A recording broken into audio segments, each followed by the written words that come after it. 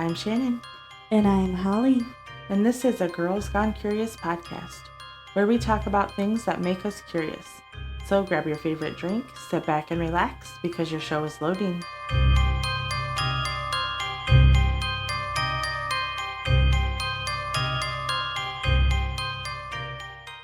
Today's episode includes strong language. This podcast is not suitable for children. Please listen with care. It's time for another Reddit story episode. Because why not? Absolutely. Just jumping straight in. Of course we have Am I the Asshole? Absolutely. So, number 1. Am I the asshole for getting upset with my husband after he told me nothing will change while I'm pregnant? I don't know, what does nothing mean? Nothing means no good. Oh, fuck. Throwaway account. So me, 26 female, and my husband, 28 male, who I'll call Jake for this story, have been together for 5 years and married for 3. We have recently started trying for a baby, as we both felt like that was the next step in our life together. And 3 weeks ago, I got a positive test back. We were really happy and told our families. And now my mom and mother-in-law want to throw a big baby shower for us. And it was just super good news all around. Well, 2 nights ago, me and Jake were getting ready for bed when he reminds me to go through the house and make sure all of the lights are off.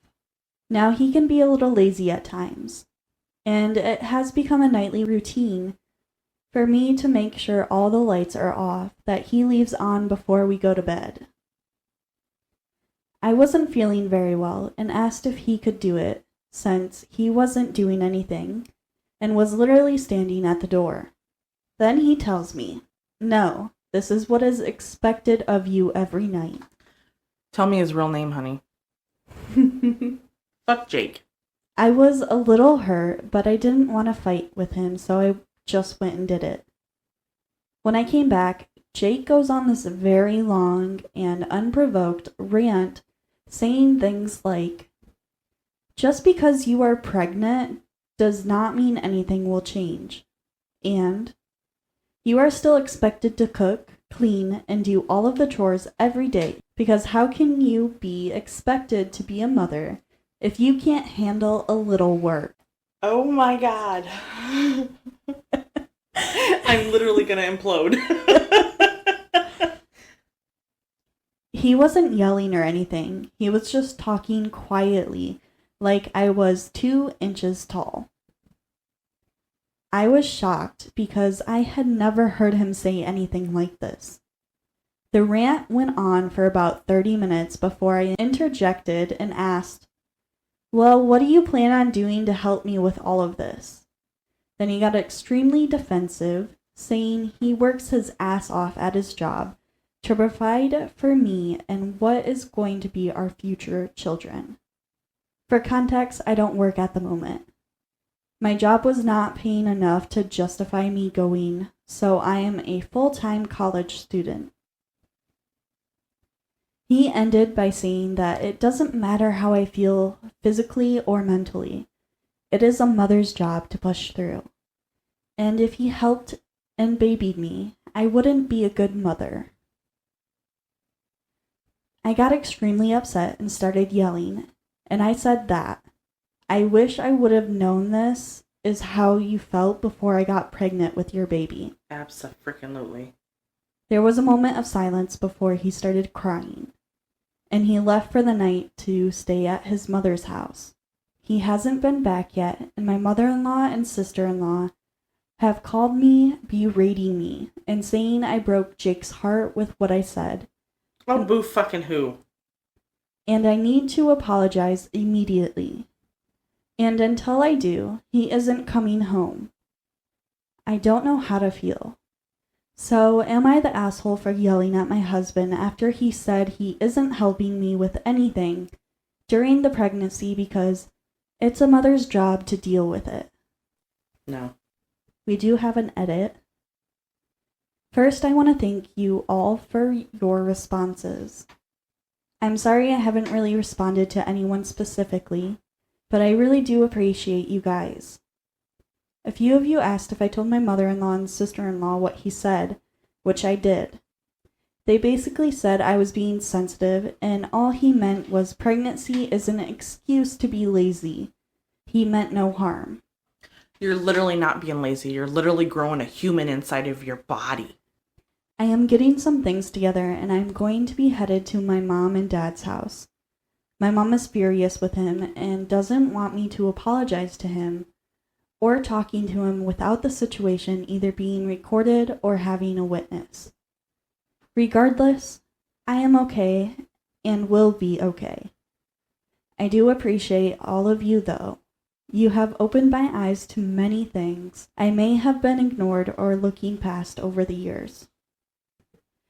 Not the fucking asshole. Absolutely fucking not. Oh, I hope. I don't blame her for saying that one bit. Like, No. I would have been second guessing Everything. And the whole, like, she's not feeling good, and so you can't go turn off the fucking lights. In the first place, you're not turning off. You can't turn off. Right. The fucking light. So you're fucking lazy. Yeah. You're literally leaving the room. Just turn off the light. It's that fucking simple. Yeah. What the fuck? Oh, I work and provide for you, so I don't have to do shit when I get home. I don't fucking think so. Do you not think... Ooh, being a stay-at-home mom is literally like having like 10 jobs. Yeah. If not more. I don't give a shit. You're... Oh, fuck that Jake. Or whatever the fuck his name is. Yeah. Comment number 1. Oh, so he won't baby you, but he'll run back home crying to his mommy because you called him out on his bullshit. Wow. Just wow. I think you can salvage this if you stand your ground. If not, I'm so sorry, not the asshole. Agreed. I don't know if you could actually salvage. Like, if he's not gonna change, if he's not gonna try to understand he's not even you. coming home unless she apologizes. Yeah, so I don't think I wouldn't apologize. Yeah, I don't think there's really any way to salvage that. I'd be like, oh, I'm sorry I didn't give you divorce papers sooner. Oh. Comment number 2. You're in an abusive relationship. He's wrong. Things will change for the worse. Men are often more abusive during a woman's pregnancy because they can't control the pregnancy itself.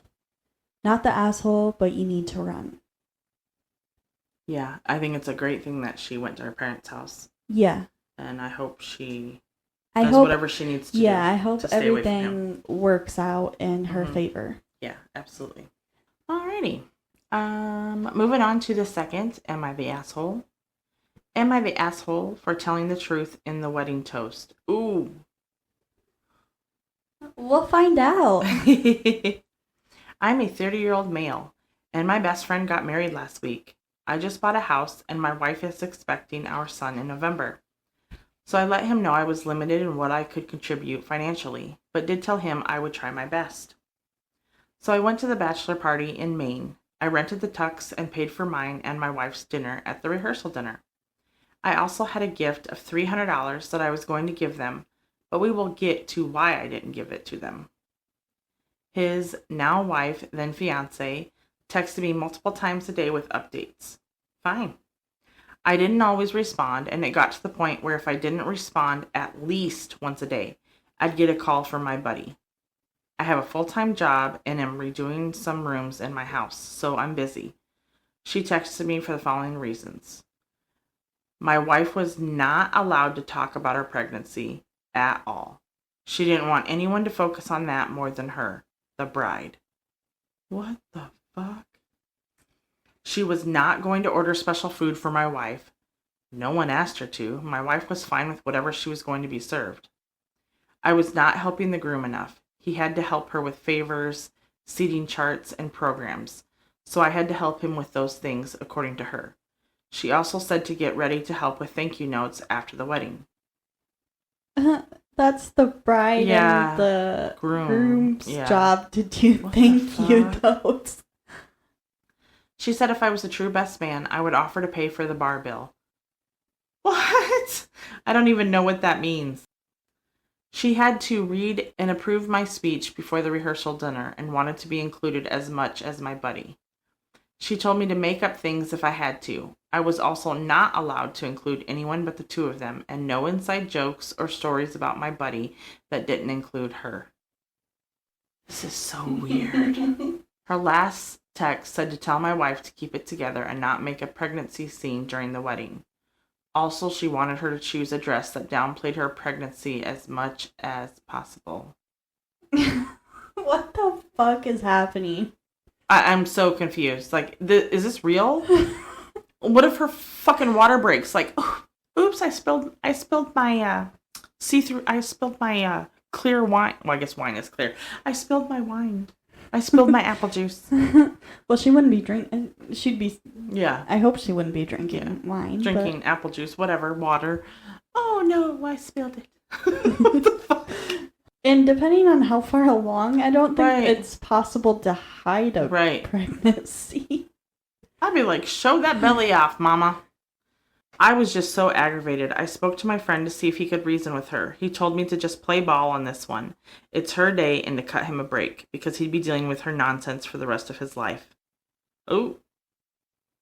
I was annoyed but calmed down.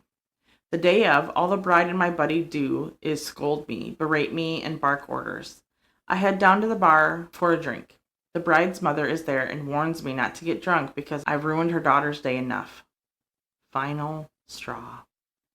I didn't give them the card with the cash, and in the speech I used my friend's exact wording about having to deal with her nonsense for the rest of his life. I wished them the best and told them I'd always be there for him, especially during the divorce. Am I the asshole? I don't absolutely not. I don't think so. I don't think so. I mean, I'm open to other interpretations, but I don't think you're the asshole. I mean, could you have said whatever it was and not give him the money and then just peace out? You could have. Yeah. But enough's enough. I mean, how many times are they going to sit there and, yeah. Yeah. Comment number 1. From the title alone, I was prepared to think you were the asshole. Through the Bridezilla bits, I was thinking, yikes, they are the asshole. And by the time I got to the end, I was a firm, everyone sucks here. I don't blame you for not giving the card. They treated you horribly and did not deserve the generous gift you were prepared to give. But I think being honest in the speech took it too far. You would have been better off just cutting it super short. Words can't even describe these two. So let's raise a glass. The end. That's a good point. Yeah. And it kind of is like, words really can't describe them. Yeah. I don't think your speech was too much because of how it impacted them, but because of their families. Maybe their families suck as much as them.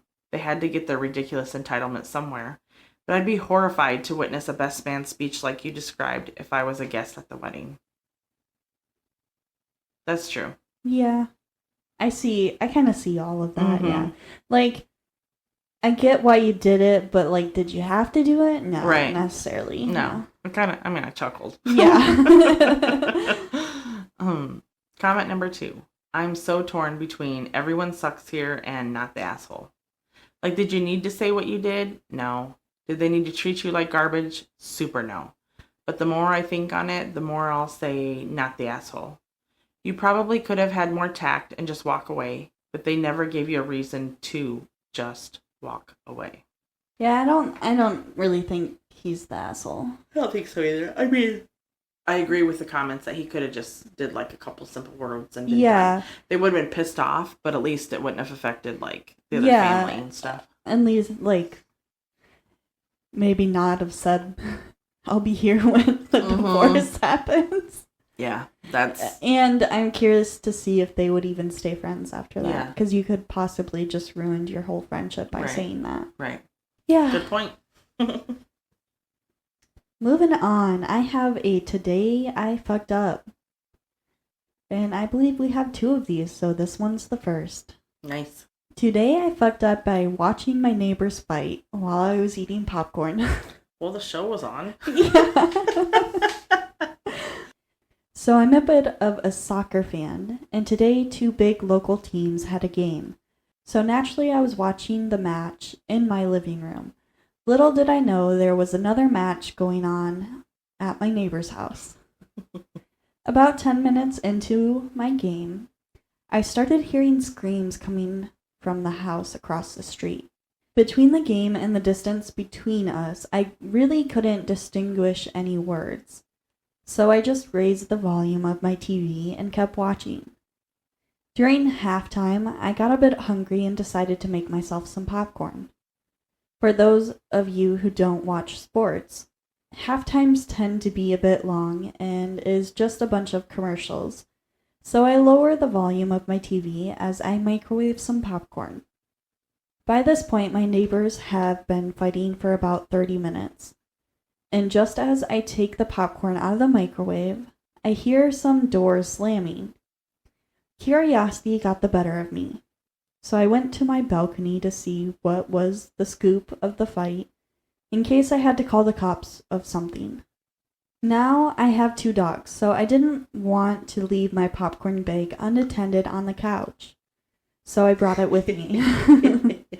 So here I am, staring from my balcony at the 40-year-old married couple who took the fight outside. From the looks of it, the wife had kicked the husband out of the house.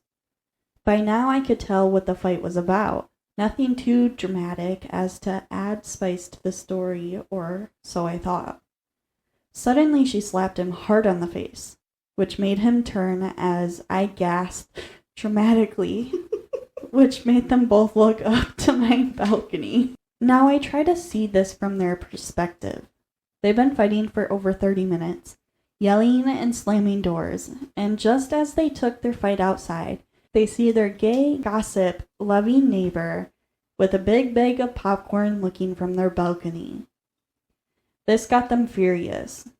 As if defying the laws of physics, their faces turned redder than they already were, and they both took their frustration out at me, yelling all sorts of things. Enjoying the show, you... Fucker. I'm assuming 1, 2, Motherfucker? 3. Yeah, maybe. Some sort of swear word. Yeah. I honestly decided to take one for the team and kept putting popcorn into my mouth as they were yelling at me. It seemed to stop their fighting and join them as a twisted, dysfunctional couple once again. They both flip the finger at me as they walk inside. Can you believe this fucking guy? The wife screamed at her husband as he patted her back and closed the door. When I got inside, I was too busy laughing to enjoy the rest of the game, but locally my team won 5-2. So all is good in the world. That's great. The fact that they enjoying the show just continue eating popcorn. I would have done the same. And for them getting so upset, they literally took it outside. Yeah, for everyone to see. For everyone's going to see it. Edit. I know some Redditors don't really like this, but thank you so much for the platinum, gold, and silvers, and all the positive fun comments I've gotten. You all made my night incredibly fun. It's been a blast reading and replying to all your comments. Also, shout out to all the Cruz Azul fans who guessed correctly it was the game I was watching. Edit number 2. Many users seem to think the story wasn't Today I Fucked Up, and it probably isn't a dramatic one. I'd say that ruining my relationship with my neighbors by being on the wrong place at the wrong time with some popcorn was a bit of a fuck up, but at the end of the day, it isn't a really big loss as it gave me a blast of a night on Reddit. So comment number 1. When you said you continued to eat popcorn even after they turned their anger on you, I laughed so hard. Same. That is hilarious. Love it. Comment number 2. LOL, did you have to audibly gasp though? So good. I'm ready to make up with my partner out now after reading this. Thanks. Yeah, like... I mean, like, he, like... It's a shock. Maybe not as loud, but... I mean, I get it. he possibly could have fixed a whole relationship. Exactly. Because now they're both in agreement about him. So he stopped the fighting and everybody had a peaceful night. For our second Today I Fucked Up. Today I fucked up by imagining my dick as a 6-speed manual transmission and playing with it. I had to scroll pretty far to find this one. Apparently. Oh my gosh. I have an unhealthy habit of imagining my dick as a 6-speed manual transmission and shifting gears with it. Do you make the noises too? What do you do like when you're a helicopter? Do you make the... Oh my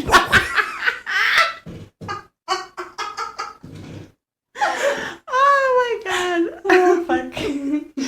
I do it every time I have a rock hard boner, especially when I'm in no mood to jerk off.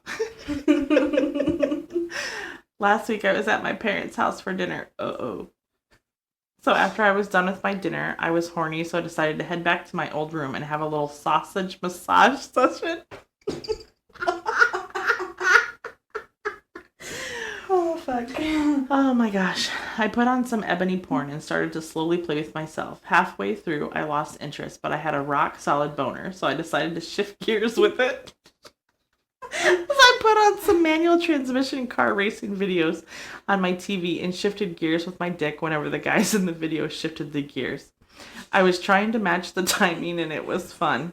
The fun lasted for 10 minutes until my dad barged into my room to ask me if I would fancy some ice cream. The puzzled look on his face said everything. Fucking hilarious. Oh my gosh. Oh my gosh. Comment number 1. The dad asks, "Are you winning, son?" Shifts into 6th gear. I am now. Oh, that's great.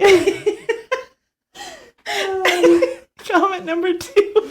I have so many questions, but I'm not going to ask.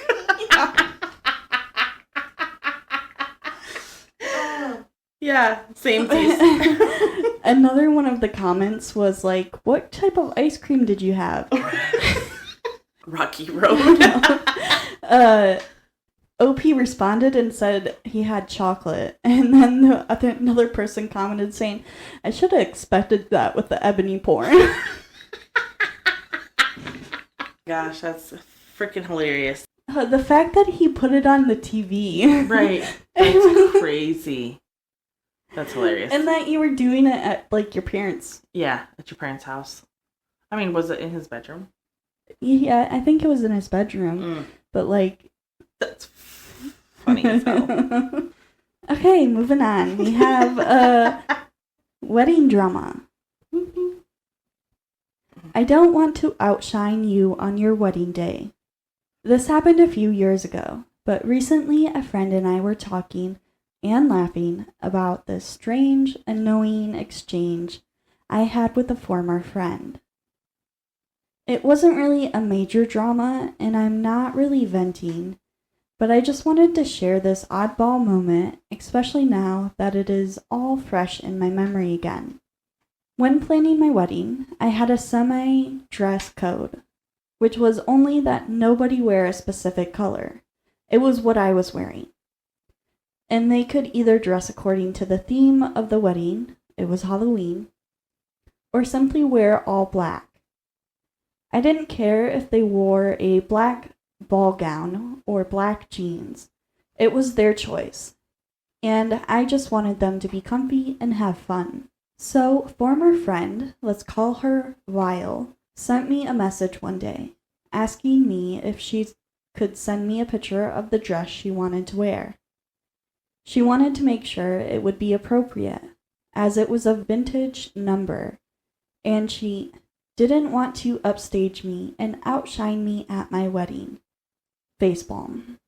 I had been having issues with her previously and was already sick of her shit, but since her husband was one of our groomsmen, I figured I could tolerate her for the day, just limit our interactions with her.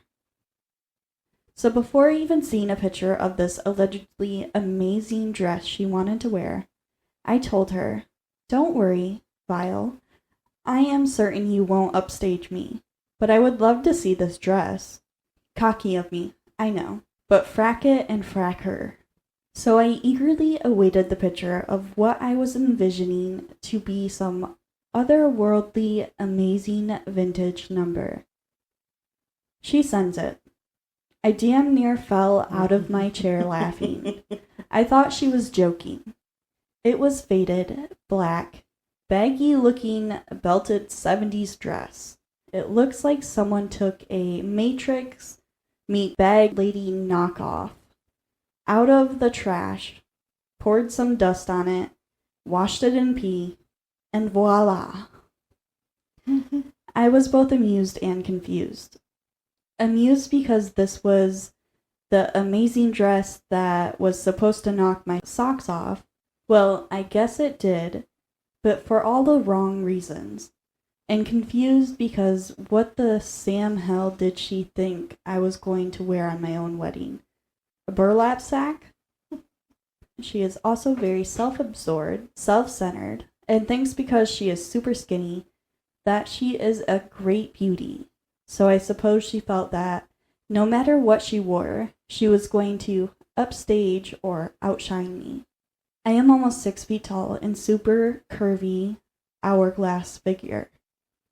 She has made upper-handed remarks about my figure as well as rude remarks about people who are more curvaceous or full-figured. I simply sent her a message back and told her the dress she chose is fine, so long as she was comfortable in it. That was all that mattered.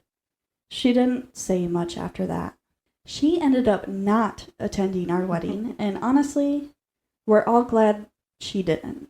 She claimed anxiety, but honestly, I think it was because she didn't get the reaction she wanted from me, and realized she wasn't going to be the center of attention, so she stayed home.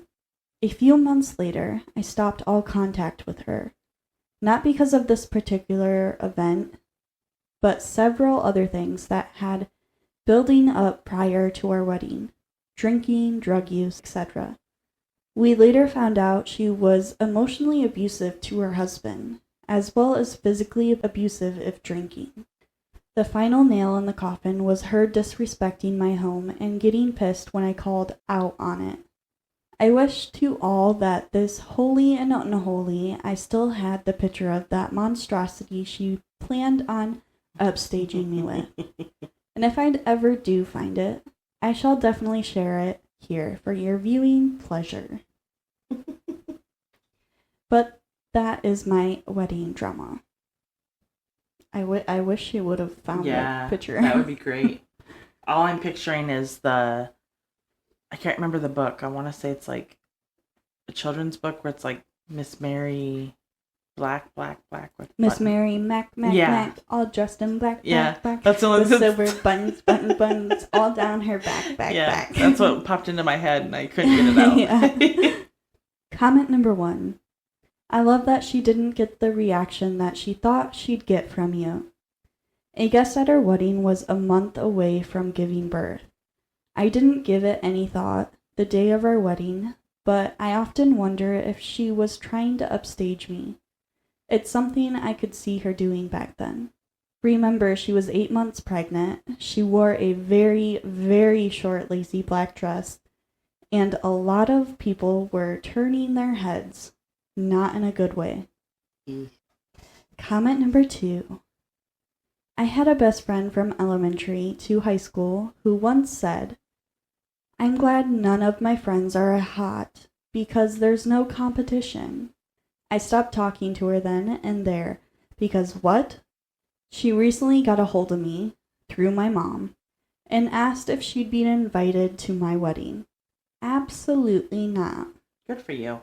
Absolutely not. What the fuck? Honestly, this gives me vibes of a certain friend I used to have. I know. That friend actually, that name crossed through my head. Yeah. For sure. Keeping up with the wedding category, we're going to move into wedding shaming. I reject your cake and substitute my own. Bitch. This is a short tale about one of the wildest things I've ever seen at a wedding. Not the worst wedding I've ever been to, but certainly the most. What the fuck? About 15 years ago, I was a guest at a big New York, New Jersey wedding. I barely knew the groom, a cousin's cousin I'd barely met, and mostly I was invited since I'd been living with my aunt at the time for college, and she was close with the groom. The church wedding service goes off without a hitch, and the bride, groom, and their families are doing some quick group photos outside while most of the guests head off to the cocktail hour and reception. That's where the first sign of trouble starts. The bride's mother starts throwing a fit that the bride's family should have priority for photos. She actually physically stopped the photographer from taking a group shot of about 15 people to make them wait for her family to be ready. The bride looked mortified, and the bride's father and groom's parents had to step in and keep mom from causing a scene.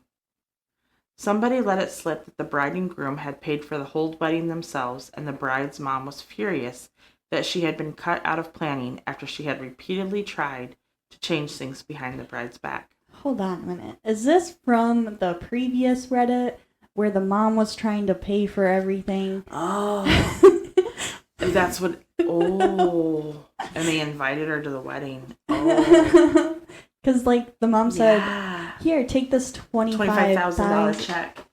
Is this? Oh, is it? I don't know. With that smoothed over and photos done, the reception gets underway. A lovely event at some reception hall with a garden, open bar, the works. An hour or two in, they're getting ready to serve food, and suddenly there's shouting from the direction of the kitchen and entrance hall. A lot of shouting. The bride's mother had replaced the cake. In its place, she left a sheet cake and was attempting to move the original cake, a beautiful 2-foot-tall number, out of the building on a serving cart. Only a raised lip on the tile floor had kept her from wheeling the cart and cake out the door on a mad dash to the parking lot. One of the groomsmen going out for a smoke had found her struggling to get the cart over the small bump and raised the alarm. Like some terrible heist movie, her whole plan was to steal a several $100 gourmet masterpiece and replace it with a cheap Walmart-looking cake that had presumably been in the trunk of her car all afternoon and hope nobody noticed. Ew. All because she was mad she didn't get her way. Suffice it to say, after much shouting in the hallway, the real cake was rescued, the imposter cake disposed of, and the bride's mother spent the rest of the reception sitting in her car, sulking. Honestly, the bride's poise at the whole thing was impressive, but I gather this probably wasn't the first time her mother went a little crazy. The rest of the reception was a blast. Nobody seemed to miss the mother much, and it was certainly one of the most memorable events I've ever attended. The audacity of the mom to just, like, take a cake and replace it with a sheet cake? Did they think they wouldn't notice? Especially, like, clearly they paid for, like, a beautiful cake that they chose. It's one thing if they're like, hey, Mom, can you stop? Like, we don't care. Like, just if you can just pick up a sheet cake at Sam's Club or whatever. It doesn't have to have anything special, just plain cake, whatever. That's one thing. This is, like, so, like... Just because she wasn't getting her fucking way. Yeah. And then also it's sitting in the trunk all day. Gross. Yeah. That's why I said gross. I don't give a shit about a sheet cake or whichever, but it's sitting in the trunk of your car. Gross. Yeah. Comment number 1. I'm picturing Mom in the car looking mad, eating an entire sheet cake. Oh, fuck. Comment number 2. My first reaction reading this was, my mom would do something like this. Getting married in a few months. Wish me luck. Oh. Ruh-roh. Oh. So sorry. Good luck. Hopefully your mom snaps out of it and doesn't do that. We are getting into our last category, and of course it is a no sleep. So, a scary story. The title is, I had a disturbing conversation with my 7-year-old daughter. Nice. Dad, I saw the zombie. I was in the kitchen making tea when my little girl came rushing in. She ran through the back door so fast, she almost tripped up the step. I poured boiling water from the kettle into my mug, hardly looking up. Oh, yeah? Yeah, I did. Its face was all pale and messed up. It was gross, Dad. I put the kettle back on and picked up the milk, sighed inwardly. I really had to be more careful about what I watched on TV in the evening. Rosie has a habit of sneaking downstairs in the night, and last week she caught me watching The Walking Dead, of all things. She had zombies on her brain ever since. I kept telling her, they're not real, but it doesn't seem to make a difference. Sweetheart, what did we say about zombies? I scooped the tea bag out of the mug and dumped it in the bin. You know, if you keep talking about them, Daddy's going to get in trouble with Mommy again. Yeah, but I saw one. I know, darling, but I already checked the back garden twice yesterday, and I can promise you it's zombie-free zone. No, not in the back garden. I didn't see it in the back garden. I had the mug half raised to my lips, but now I put it down again. I turned to look at Rosie. Her hair was windswept and her little cheeks were red, as if she'd been running. Sweetheart, I put on my best stern, Daddy's not happy voice. I'm going to ask you a question, and I want you to be honest with me. Have you been playing along the path out back again? I didn't really need to ask the question because I already knew the answer. Rosie is allowed to play in the garden on her own, and sometimes, if she asks us permission first, we let her ride her bike along the path at the back of our house, the one that runs past all the neighbors' back gardens. But that's all we allow her to do. This area is pretty safe, but these days, you can never be too careful.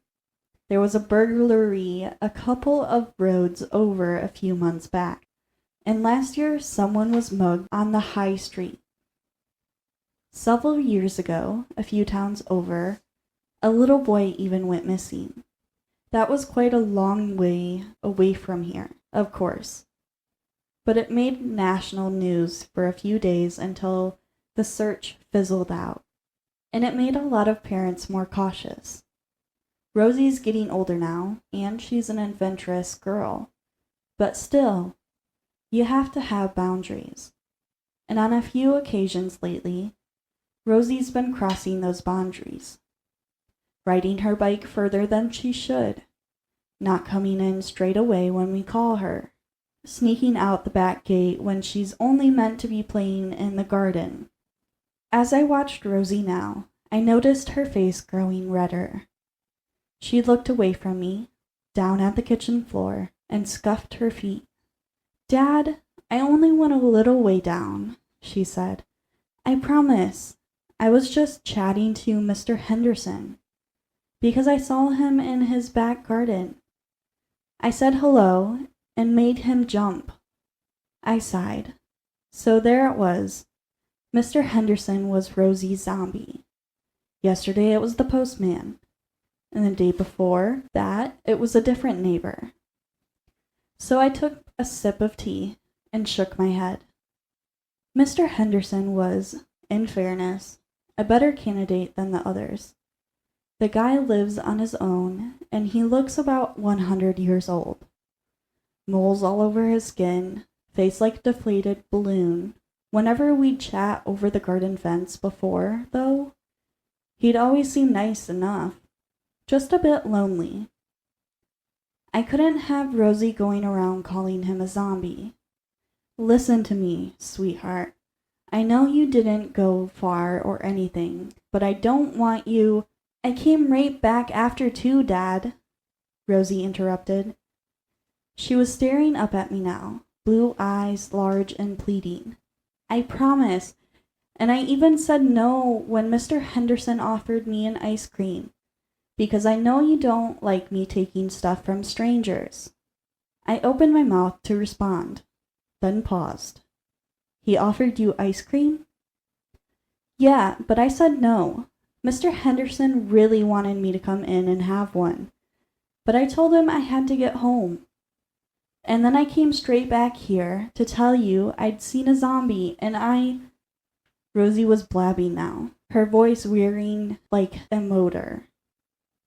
But I stopped listening. My mind was stuck on something she said a moment before. Mr. Henderson really wanted me to come in and have one. I took another sip of tea and frowned. That wasn't good.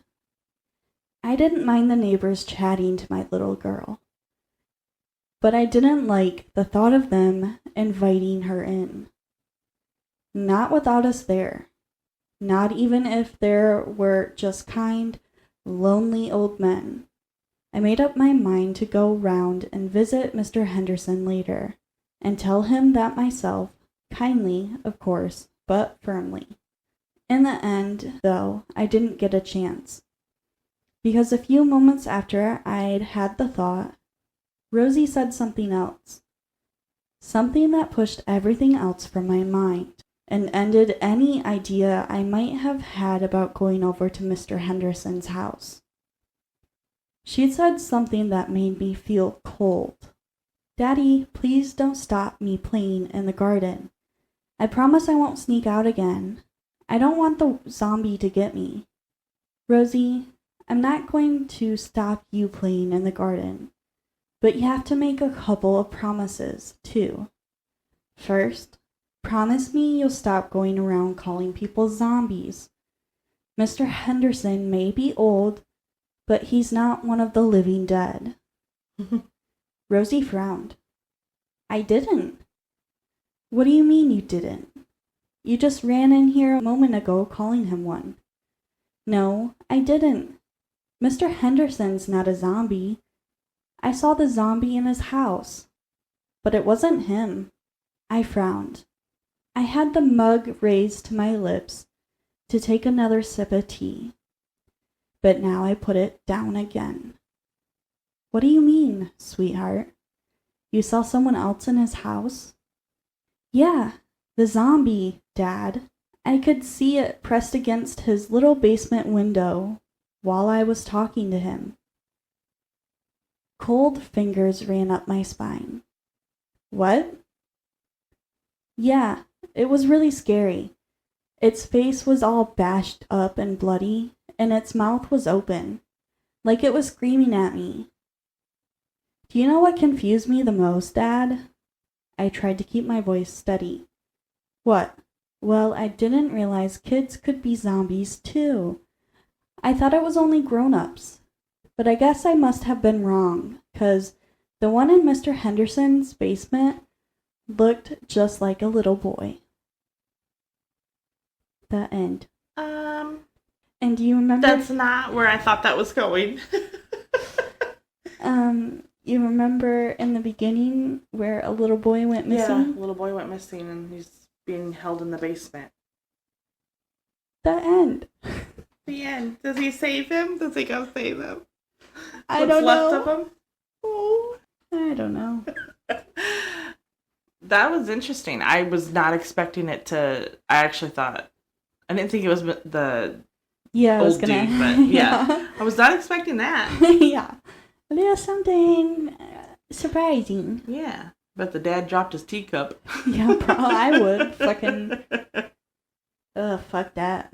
Yeah. No, thank you. No, thank you. No, thank you. Rosie, you're staying inside. Right. Oh, man. Yeah, that's scary.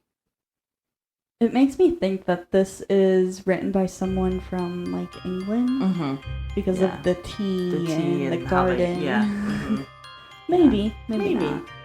I guess that's it for today. Okay. With that, that's all we have for today. If you have any questions, you can find us on Spotify, YouTube, TikTok, and Instagram at Girls Gone Curious Podcast. Until next time.